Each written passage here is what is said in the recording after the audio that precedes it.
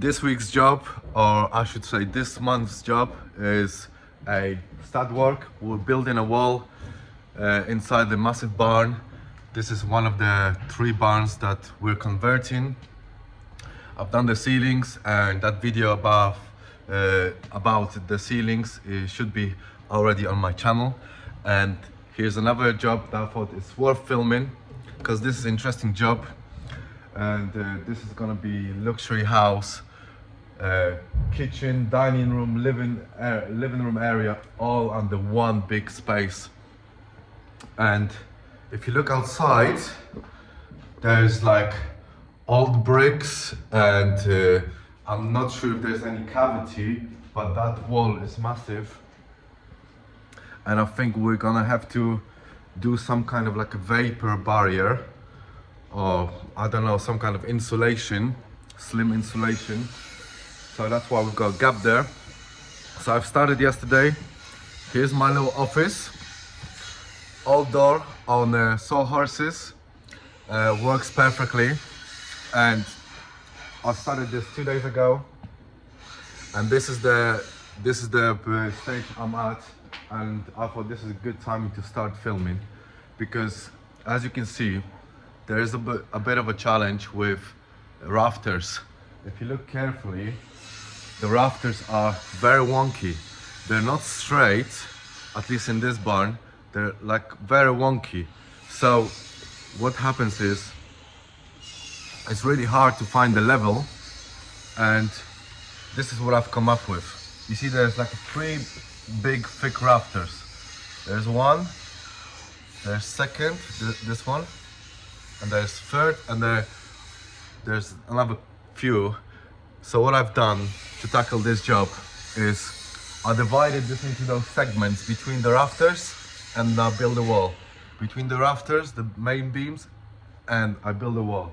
So the very first task to start it was to fit that bottom timber on the floor. And the way we do it is, I took a chalk line, I've measured up from there the thickness of the timber and slight gap, maybe 1 inch. I marked it, and I stretched all this chalk line all the way to the end. And as you can see, my timber is straight and the wall is wonky. And I actually drew this because I was talking to Xavier, who's helping me. And this is how it looks from the drawing. If you look carefully, this is my timber, and the wall is different shape. And that's what we need to do. When we do new stuff, we do always into a 90-degree and straight, regardless of what's behind. So the timber is 95, and I've done about 11 centimeters, so 110. That's why you have different gaps if you look carefully. And it's probably because when they were doing rooms, we had the walls in between green room and yellow, magnolia, and it's actually a little bit wonky. So yeah, so this is what we do. But regarding the starting point, if you want to do it, if you want to do a straight wall on wonky rafters, this is what you do, and actually draw a little like a drawing sketch. That's the wall, and that's the solution we had to do the angle cut on the timber, the top one. That's the bottom one, that's the top one. But I decided to join double and have it open, and then do the angle on the timber. And this is how it looks. Let me go up.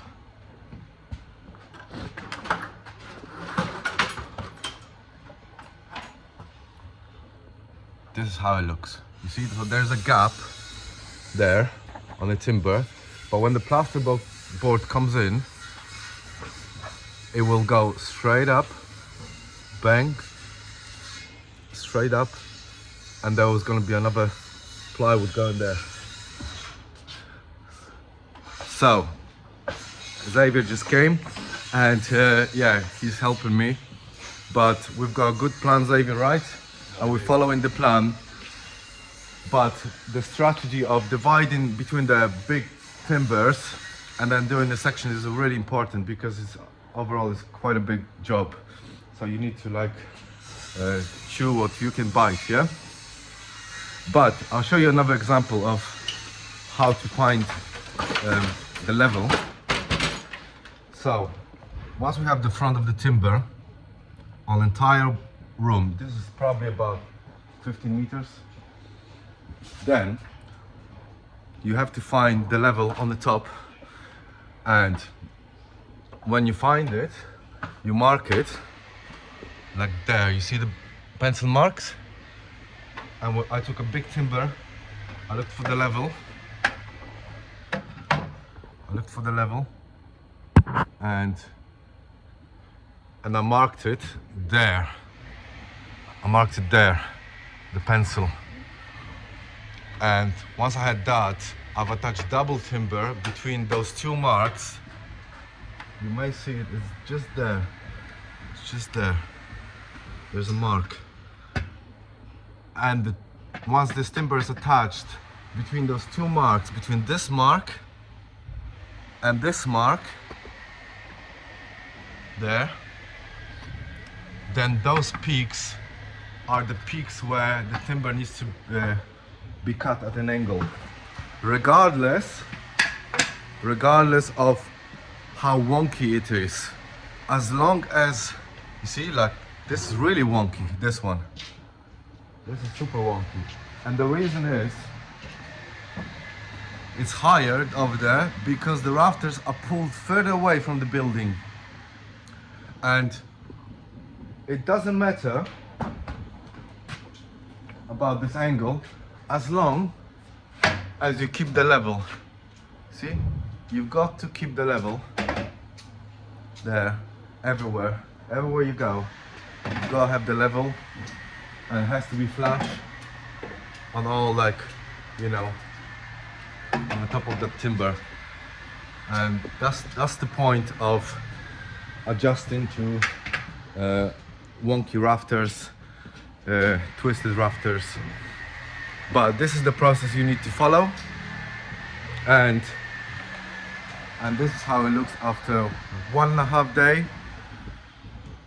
And yeah, I'm gonna set the camera, and hopefully that all makes sense how to start a job with those wonky rafters. Also, important thing is that you have to use the bevel, because every timber will be a different shape, every cut.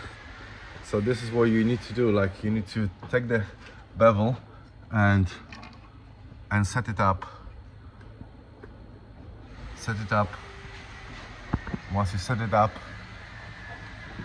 you tighten this. I can't do it with one hand, but you tighten it, and you take that and you put that on the timber of every single one. You have to separately get the angle of each timber that goes down.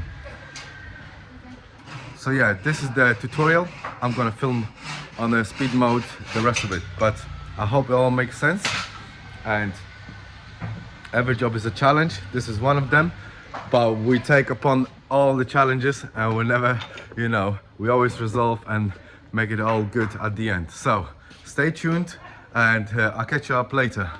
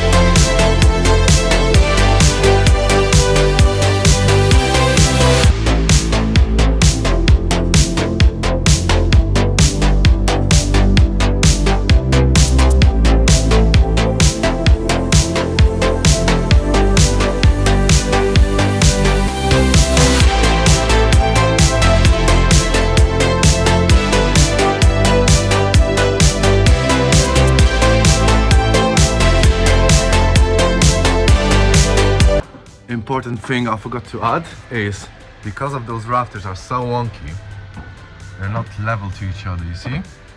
There's gaps, like there's a massive gap there.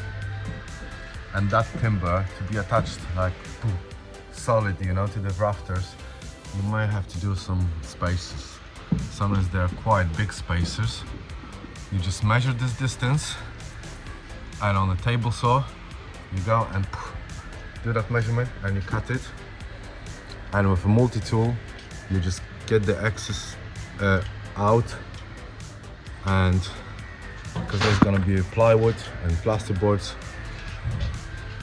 So this is how it looks from zoomed in. See how wonky they are? Like 1 inch difference between them. Well, that's how it looks from up close. I've done 1.5, because once you cut the timber at an angle, the distance is bigger, so it sits like perfectly flush.